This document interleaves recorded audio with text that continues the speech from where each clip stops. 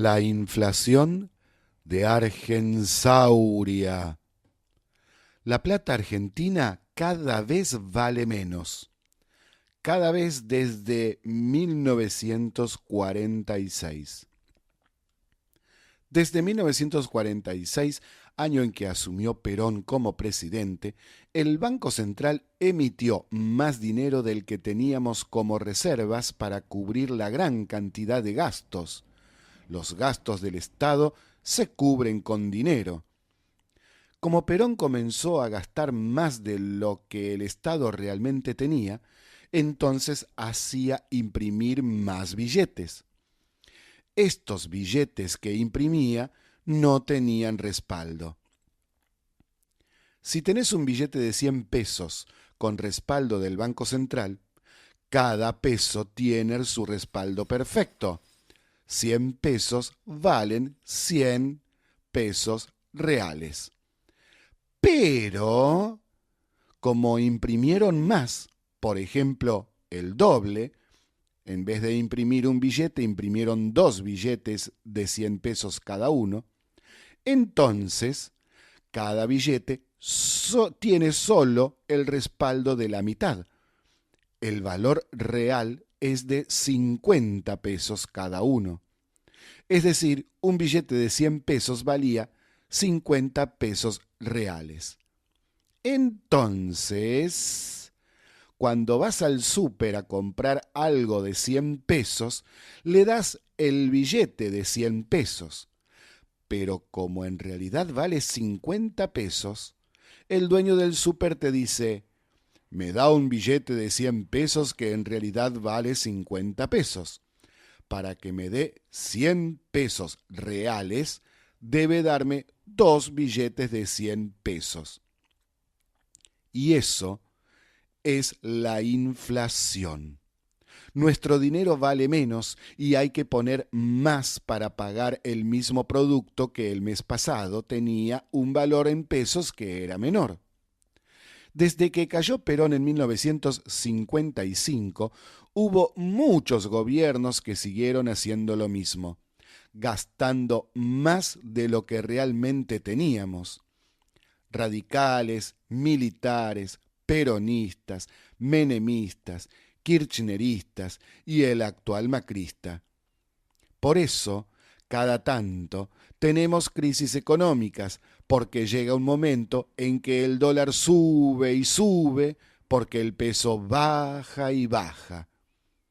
Los Kirchner elevaron el gasto público, es decir, aumentaron los gastos del Estado produciendo déficit fiscal, y salieron a imprimir millones de billetes para afrontarlo.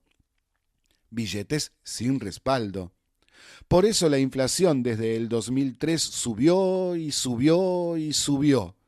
Nuestra plata cada mes valía un poco menos y había que poner más plata para comprar en el súper. Los Kirchner dejaron el país sin reservas en el Banco Central y con una emisión de moneda del doble de lo que debería haber. Dejaron el país inundado de papelitos de colores sin valor real. Y por eso llegamos a tener una inflación del 40% anual. Este gobierno dijo que quería bajar el déficit, pero toma medidas para bajarlo muy lentamente. Es lo que se llama gradualismo. Y seguimos teniendo déficit fiscal. Menos que antes, pero todavía existe y sigue siendo muy alto. Y por eso todavía hay inflación, menos del 40% anual. Andamos más o menos entre el 25 y el 28% anual. Pero igual es muchísima y no bajará hasta que dejemos de tener déficit fiscal. Si algún día dejamos de tener déficit fiscal, el gobierno que esté no tendrá la necesidad de imprimir más billetes de los que corresponde y así la inflación se parará. Cuando un país tiene déficit fiscal, tiene dos formas reales para afrontar el déficit. es decir, de conseguir el dinero que necesitamos para llegar a fin de mes. La primera es imprimir más billetes sin respaldo para pagar las cuentas. Esto genera más inflación. La segunda es pedir dinero prestado con la promesa de devolverlo. Esto aumenta la deuda externa. Ninguna de estas dos formas puede extenderse en el tiempo. Solo deben tomarse como una excepción ante una emergencia. Hay una tercera, pero es irreal. Es la propuesta de la izquierda y de los peronistas y kirchneristas, y que ya se aplicaron muchas veces y parece que todavía no aprendieron que no da buenos resultados. Su propuesta es crecer y aumentar los impuestos. Es decir, que el país produzca más y que la gente y las empresas paguen más impuestos, y así crecería el PBI y la recaudación del Estado para afrontar sus gastos. Pero eso no funciona. Nadie va a invertir para aumentar la producción en un país en que te cobran los impuestos más altos del mundo, que tiene una moneda que se desvaloriza mes tras mes, y locos desquiciados tomando medidas alocadas como, por ejemplo, poner un cepo cambiario o evitar que la gente saque su dinero de los bancos. Además, hay otra cuestión básica. Su propuesta significa seguir gastando dinero del Estado en corrupción, en mantener ñoquis acomodados políticamente. Significa seguir manteniendo una estructura estatal de cientos de secretarías, subsecretarías, direcciones, etcétera, que no sirven para nada. Millones de empleados a los que el Estado debe pagar sueldos y aportes todos los meses. Entonces, al ser tantos, bajan sus sueldos. En vez de tener 2 millones que cobren bien, tenemos 3.700.000 que cobran poco. Y ahí viene el tema de los paros de docentes, médicos, empleados estatales, judiciales, etc. Por eso, decir que la solución es crecer y listo es una mentira, un engaño demagógico que no tuvo resultados nunca en ningún país del mundo. Solo se crece en una sociedad ordenada, con poca o nula corrupción, con dirigentes políticos honestos y capaces que no hagan locuras. Debe ser un país previsible en el tiempo y con seguridad jurídica, es decir, que se respeten las leyes vigentes y que esas leyes sean racionales. Debe ser un país que cobre impuestos normales y no demenciales en cantidad. Esa no es la realidad de la Argentina, es la realidad de Argensauria. Y para dejar de ser Argensauria, para pasar a ser la República Argentina, falta mucho. Entonces, ¿cuál es la manera de solucionar el problema y dejar de tener déficit fiscal? Bajar el gasto del Estado. Que el Estado gaste menos y lo que gaste debe ser racional, lógico, lo que corresponda. Pero cuando se habla de bajar el gasto, mucha gente comienza a protestar. Algunos porque les conviene políticamente, para que luego, en las próximas elecciones, tengan los votos de los descontentos. Otros porque se perjudican con las medidas tomadas. Por ejemplo, echar a los ñoquis de la administración pública. O los medios que hacen operetas con mentiras en contra de un gobierno porque reciben menos dinero por pauta publicitaria. ¿Se entiende mejor por qué somos Argensauria y no una verdadera República Argentina? Tema aborto. El proyecto de ley dice que las prepagas y obras sociales lo pagarán. Ergo, aumentarán sus cuotas. Si no se tiene obra social, los hospitales públicos pagarán, es decir, siempre nosotros. Y si nosotros tenemos obra social o prepaga, también lo pagamos nosotros. ¿Sabes cuánto tiempo tiene que esperar el ciudadano que depende de la salud pública para realizarse cualquier operación? Entre 2 y 6 meses, porque está saturado el sistema. Los que apoyan este proyecto no saben eso. El proyecto de ley dice que el aborto debe realizarse dentro de los 5 días siguientes al requerimiento de la mujer. ¿Postergarán operaciones realmente importantes?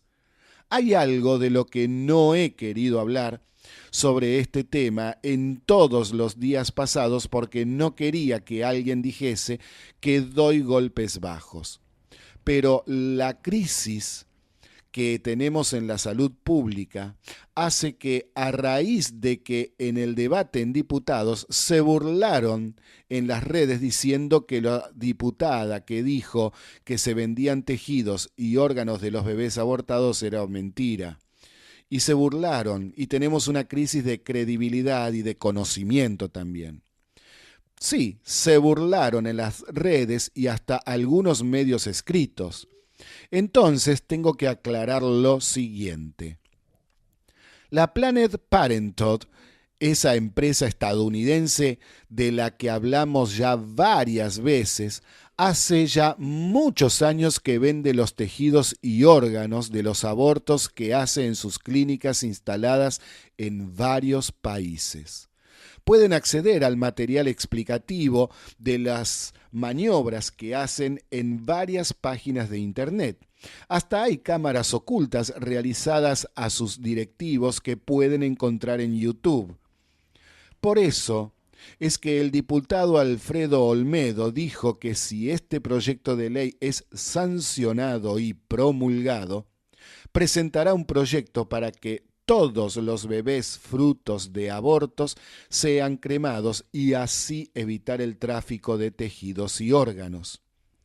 Ahora, una cuestión realmente grave. Ya sabemos que a nuestro país vienen muchas personas de países vecinos como Bolivia o Paraguay para hacerse atender gratuitamente en hospitales públicos de Argentina. En este proyecto de ley nada hay respecto de que la práctica gratuita del aborto sea para gente residente en el país. Entonces, ya me veo venir gran cantidad de mujeres de países vecinos a las que les tendremos que pagar los abortos y, además, ocupar quirófano e internaciones que harán muy difícil poder sostener, contener y ofrecer servicios serios a los que realmente los necesiten.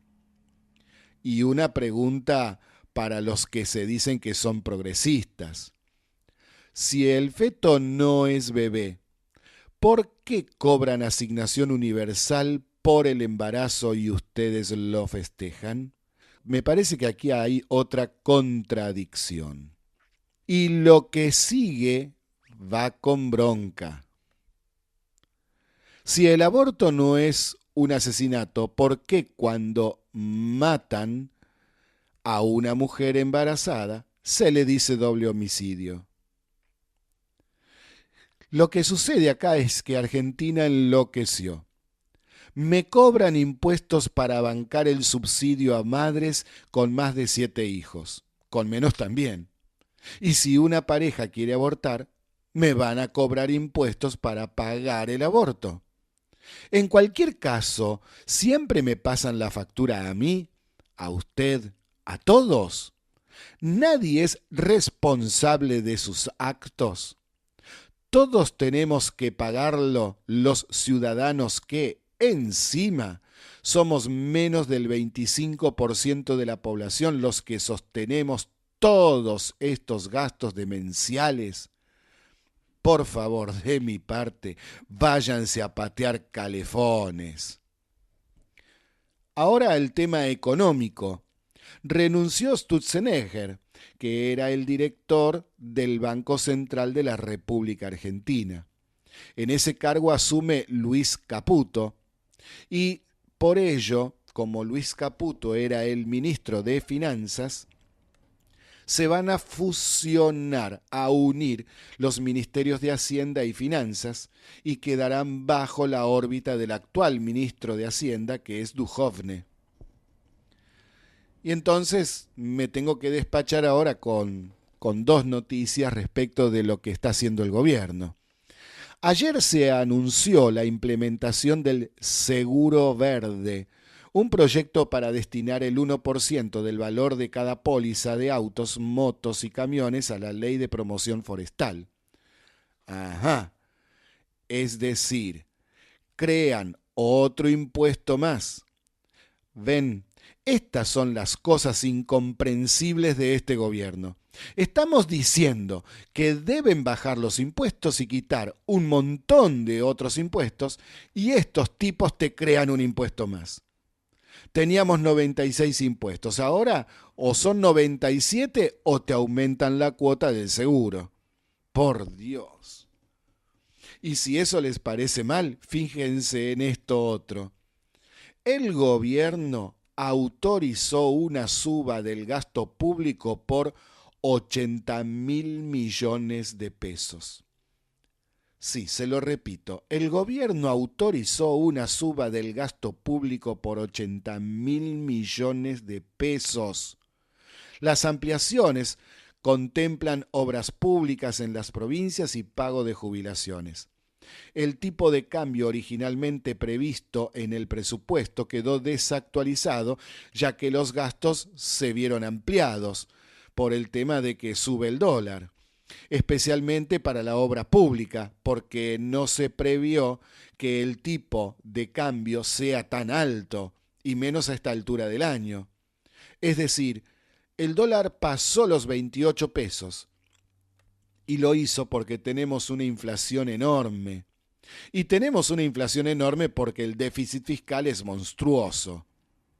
Encima que el déficit fiscal es monstruoso, en vez de tomar medidas a fondo para bajarlo, como también lo tienen estipulado en el acuerdo con el FMI, ¿qué es lo que hacen? Lo aumentan. Esto ya me colmó la paciencia. El gradualismo, que ya lleva 2 años y medio, fracasó. Y muchos se lo dijimos. Firmaron con el FMI, propusieron una baja del déficit fiscal que para el 2019 sería solo del 1,3%, pero hasta ahora, nada de nada, ni una sola medida seria para bajar el gasto público. ¿Cuándo tomarán las medidas correspondientes a bajar el gasto público fiscal? Mi recomendación es que se apuren, que anuncien las medidas mañana, hoy mismo si fuere posible, porque miren que la selección argensáurica de fútbol volverá prontito del Mundial de la Federación de Rusia y la distracción durará poquitos días. Por favor, basta de populismo. Terminen con el déficit fiscal ya. Y por otro lado, bueno, seguimos con los mismos problemas de siempre en algunas otras áreas. Por ejemplo, en la ciudad autónoma de Buenos Aires siguen los ataques de los taxistas fascistas a los transportes que no son taxis. Atacan a Uber y a otras empresas como Cabify. Ayer, por ejemplo, atacaron con un disparo de una bala de goma a uno de Cabify que transportaba a una mujer y a un niño de 10 años. Este tipo de ataques no son nuevos, los venimos diciendo desde hace varios programas atrás.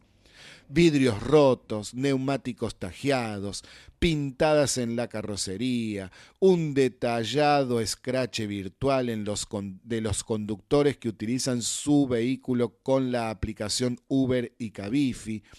Así es el modus operandi de la denominada mafia de los taxistas contra estas dos empresas y otras menores. Una metodología cada vez más recurrente y más violenta.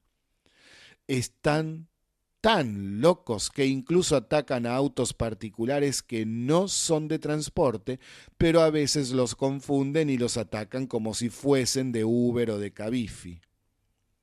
Y lo de siempre con Moyano. Ahora se filtraron audios de punteros de Moyano pidiendo por WhatsApp a amigos que junten gente para ir a la movilización que hicieron ayer. Les pagaban 300 pesos y les prometían comer asado al mediodía. ¿Qué tal?